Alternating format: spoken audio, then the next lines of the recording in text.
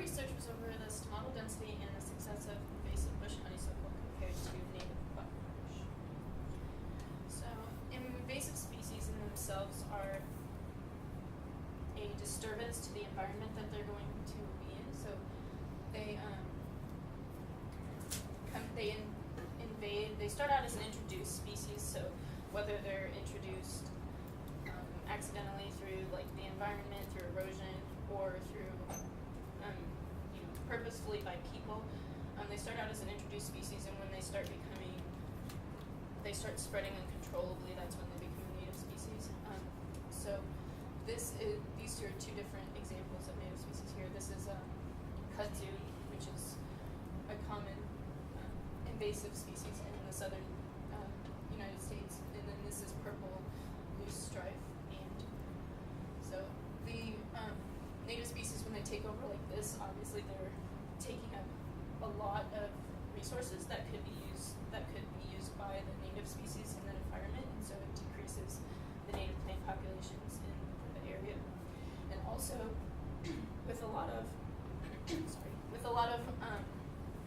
invasive species, the nutrition in the actual plant isn't designed to provide resources and feed the animals and other wildlife and insects in the environment, and so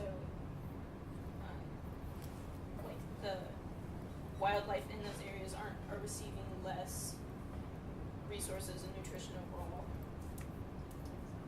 So we have an analogy for invasive species and native species with a farmer's market and a grocery store. And the native species would be a farmer's market, and so it's like local, it's a smaller business, and then like Walmart, let's say, would be a grocery store that would like come in to like your town and would take away customers from the farmer's market, and this just makes Walmart more successful. It also has more produce that's available all year round, and it can accommodate more people, which allows it to be more successful. And this is just an analogy to say that invasive species can be more successful than native species.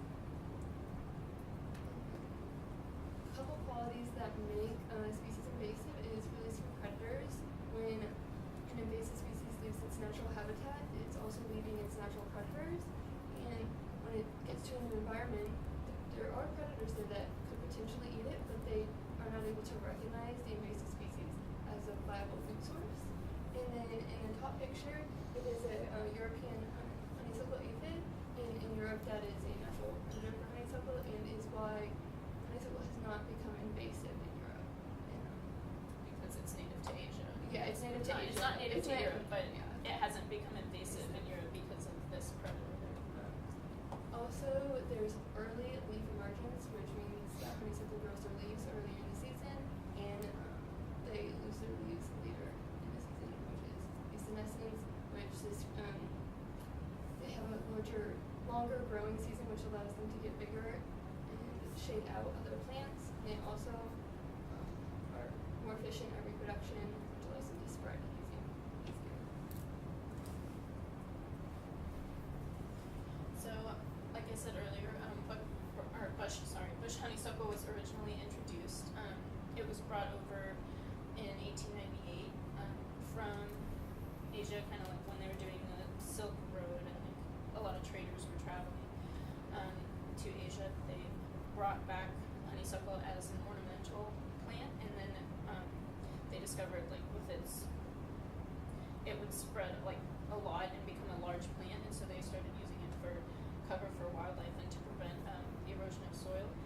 But they didn't really know very much about this plant, and so it started spreading uncontrollably, and they weren't able to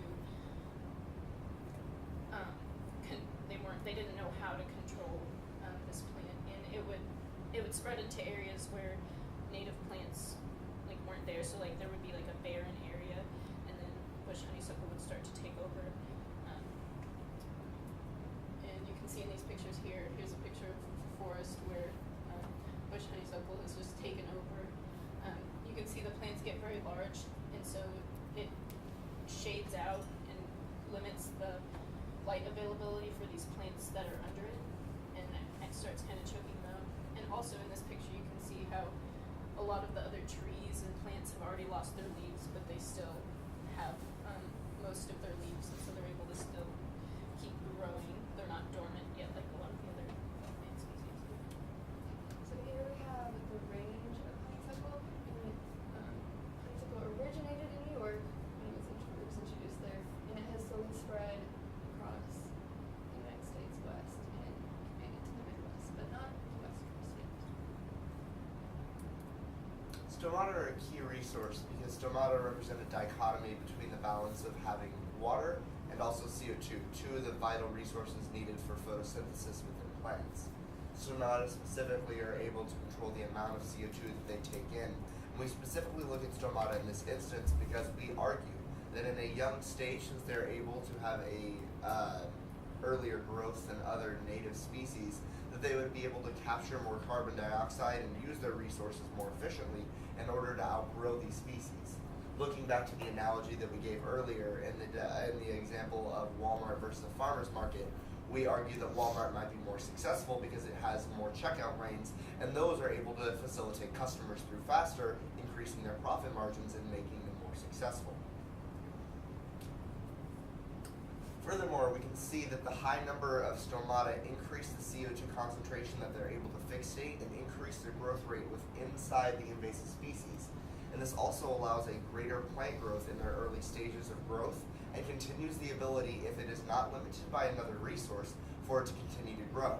Basically what it enables to do is if you have enough water, then it is able to increase the amount of CO2 in the plant, which increases the photosynthetic rate until once again, you don't have enough light or you don't have enough water. However, it is able to eliminate the ability, if you have a high number of stomata, for CO2 to be the limiting resource in photosynthesis. Now, it is also proven to have a higher efficiency for the growth rate of these species, which may allow a higher growth in the younger species because it is able to shade out these native species in earlier growth. And also, in mature species, it may be able to grow a lot faster than we're able to see in native species because it continues to have a higher stomatal density than we see in native species. So, given everything that we've learned about invasive species and about honeysuckle's success compared to native species, we decided to specifically test it against a native species here in Missouri because honeysuckle is native here in Missouri. And so our question that we came up with was that does stomatal density differ between invasive bush honeysuckle, and the scientific name is Lonicera mackiae, and native species, which is closely comparable to it, and that's Symphoreocarpus orbiculatus. And so our hypothesis is that young honeysuckle will have the most stomata because it needs to outgrow the other plants quickly, because part of what it does in order to inflict its invasiveness is to shade the other species out, and so it obviously needs to grow taller and faster in order to be able to do that. And then the mature honeysuckle is going to be the second most stomata, is what we hypothesized, because it will still outcompete native species. And then buckbrush, being the native species, will have the least stomata between all of them. And so how we went about testing this is that first we had to gather leaves from honeysuckle and from buckbrush. And so we went to Martha Lafitte Nature Sanctuary, right about a mile away, and we collected 6 leaves from 5 bushes of each sample type. And so that ended up, we had 90 leaves. And, did you flip the slide for me? And so, once we got those leaves back to the lab, we decided to take 3 samples from each leaf. And the way that we did that was through field of view, but we needed to figure out how to actually look at the leaf and count the stomata. And so what we did was that we did stomatal peels, and the way you do that is that you paint clear nail polish onto the backside of the leaf, and the backside is where the stomata are. And so you paint clear nail polish on the backside of the leaf, and then you put clear tape on it, and then you're able just peel that off, and then the nail polish will come off with that tape, and then you can stick the tape onto a slide. And so we stuck the tape onto slides, and then when you put it under a microscope, you're able to actually see an imprintation of the stomata on the leaf when you look at it at a high enough magnification. And so that was how we were able to count them. And for honeysuckle, we used 100 magnification, and then buckbrush were much harder to see, so we ended up using 400 magnification for buckbrush. Since we used different magnifications, we had to calculate a common unit, and we used field of view. And to get field of view, we had to take eyepiece magnification times the objective lens magnification. And so for 100 times magnification, we ended up with 1.8 millimeters, and 400 we ended up with 1.5 millimeters. And then we divided, we took numbers of stomata and divided by that number to get a common field of view. And then we used ANOVA to interpret and compare the data within and among the bushes. And we also determined the bush-to-bush variability of stomatal density using the 95% confidence intervals. So again, our hypothesis stated, just to remind you before we show you our results, our hypothesis stated that higher stomatal density will be present in bush honeysuckle, the young having more, the mature having an intermediate amount between the young honeysuckle and the buckbrush, and then the buckbrush having the least amount of stomata. Whoops. Okay, so here you can see a graph of our results. And so on the x-axis here we have buckbrush, mature honeysuckle, and young honeysuckle. And on the y-axis we have the number of stomata per field of view, and this is after we performed the calculations. And so you can see that we have the mean of, for each bush type, we have the mean number of stomata per field of view represented by the data points here. And we have the 95% confidence intervals to represent the variability within each sample. And you can see between the mature honeysuckle and the young honeysuckle, the 95% confidence intervals are very similar. And so the bush-to-bush variability is relatively the same within both of those, and it's much less with the buckbrush. And by our p-value, you can see that our there's a significant difference between each sample for our results. Our hypothesis was supported, as you can see from our graph. It's very clear that the young honeysuckle had the most, that the mature honeysuckle had the intermediate, and that buckbrush, the native species, had the least.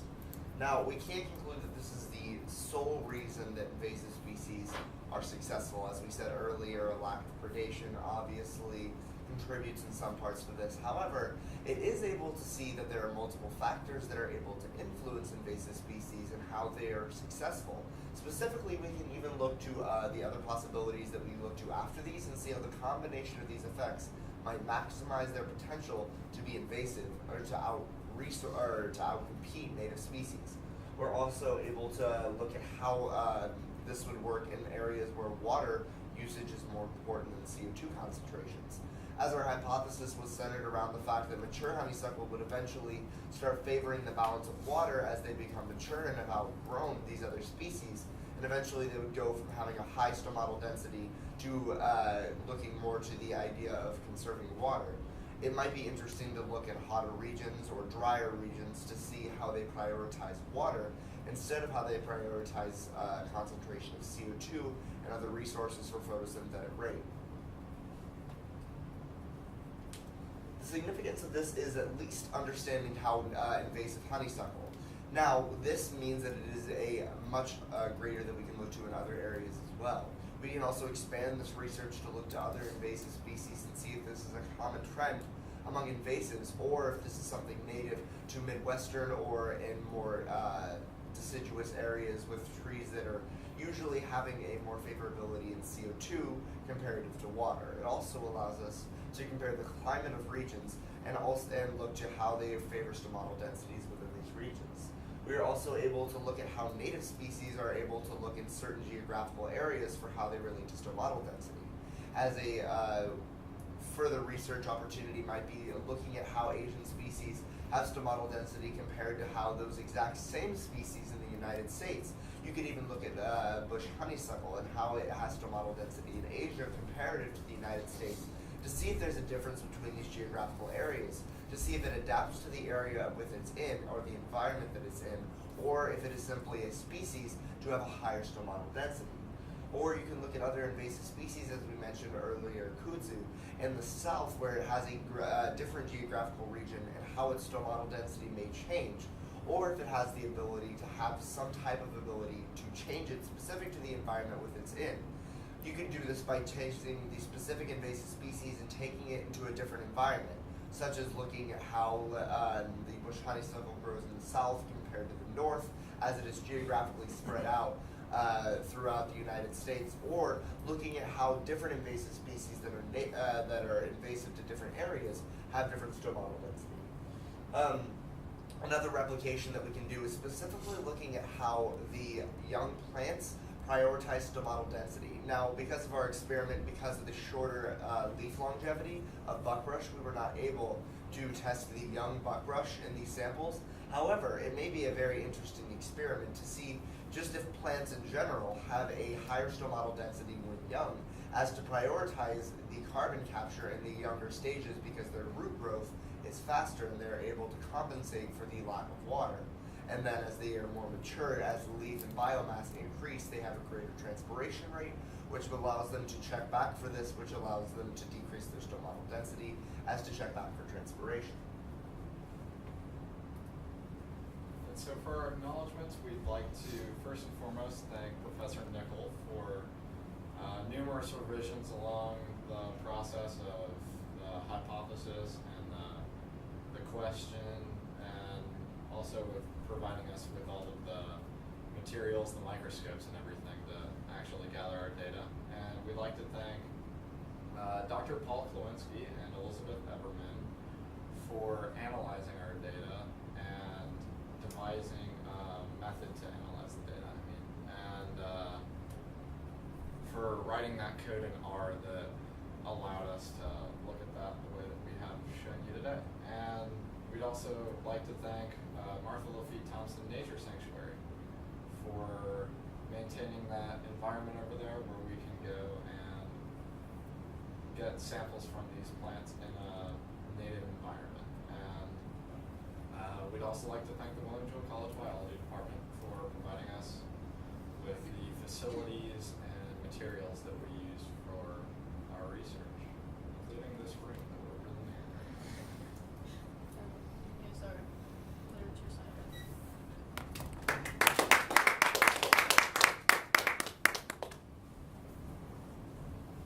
Any questions?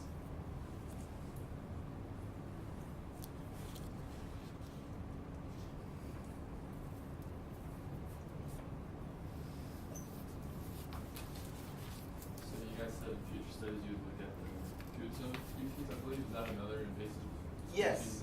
it's invasive to the south. Does it have like similar physical properties to? Both were invasive from Asia. Kudzu comes from Japan and China, and bush honeysuckle comes specifically from China. And they are both bush plants, and like they look very similar. As you can see, the kudzu here is kind of similar to the bush properties of bush honeysuckle. And besides that, it's just the area geographically that they're going to be growing. I'll be sorry, what was your question? I was talking about like kudzu, an invasive species. Yeah, kudzu, invasive species. Yeah, stuff like the same. Those one? Yeah, Yeah, I think kudzu is actually pretty viney. Yeah, it looks like it's more of an ivy that Yeah. kind of wraps itself around it. So one of the problems with it is that it it grows in areas where fire is common, but fire would be like surface fire, and it grows into the canopies, and so carries fire to canopies, and then kills trees that would otherwise survive fires and that native, like the native type of fire. So yeah, it's something more viney.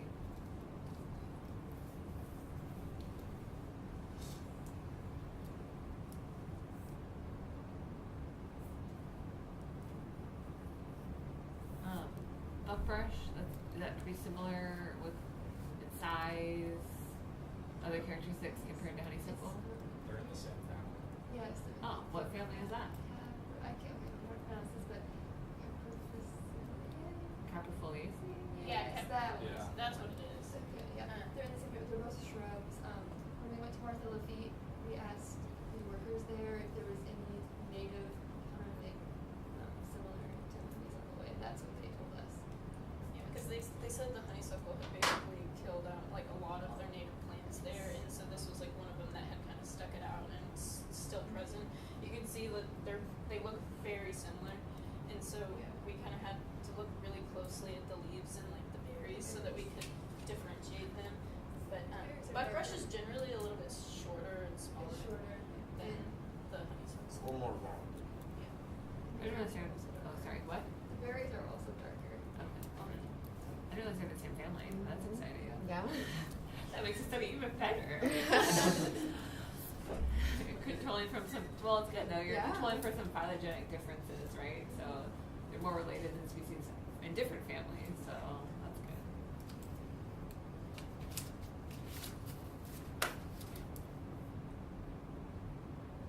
Alexis, Josh, or Chris, ask a question.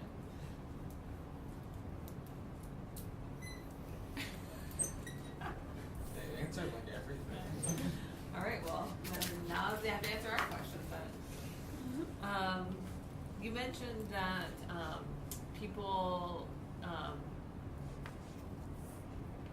bring non-native species that become invasive to different places. Why do people do that? Well, for the honeysuckle specifically, they brought it as an ornamental. Like they thought it was pretty, and Why they pick honeysuckle rather than a native plant? I guess it's the novelty of having them imported, like having something imported and brought over, especially at that time, was something that was really common. That they, the 1800s, that they. It's also they kind just of really- proof of travels. Like I got this when I was in Asia and trading with Silk Road. So do you think those are valid reasons to grow non-native plants? Not necessarily, but I mean, it's the same as like having like a non-native like snake as a pet. Like in Florida, there's like boa constrictors that are like really, really invasive because people had them as pets, and then they got a lot bigger than they thought they would, and so like enough like kids and like just let them go in the wild because they thought it was like the right thing to do and they'd be okay. But it ended up that now there's actually a lot of like really huge non-native snakes that are in Florida, and it's kind of the same thing. Like someone just brought something over for the novelty of it, and then it kind of ended up getting out of control where the people just didn't really know enough about what they were bringing over to know what not to do with it. The other side of invasives, as you can see, like with kudzu, is it was brought in to control erosion on the roads so that like soil wouldn't like keep falling off and the plants would stay because they thought that it grew fast enough. Turns out it grew too fast and like killed everything else and swallowed almost all of like southern states, which is what ended up happening and is continuing to happen. Yeah. And Florida, there's also Burmese pythons, which I think Yeah. are documented eating deer now, which is like crazy. So yeah, have big effects on the environment. Mostly this is just a pet peeve of mine that you can like go to the store and buy non-native plants, and then but people need to think that people introduce them for these reasons, but then hard to foresee the consequences sometimes. And so it's more of a general question. While I was researching invasive species, actually, I saw the name of a lizard, which is invasive to some part of the United States. But I remember actually seeing it at a pet store the other day when I was just like going to like look at dogs. No, that's the thing, yeah. Well, and then the average person isn't reading about invasive species and has no idea like what they're getting into when they get these pets, oftentimes. The one thing you mentioned, go back a couple slides. Intro, more maybe, more. Okay, never mind. Keep going back. This, the release for predators. That's actually called like the enemy release hypothesis, and there's been like a lot of research on that, so that's a good thing to mention. What regulates the number of stomata a plant may have, and or when stomata are open and closed?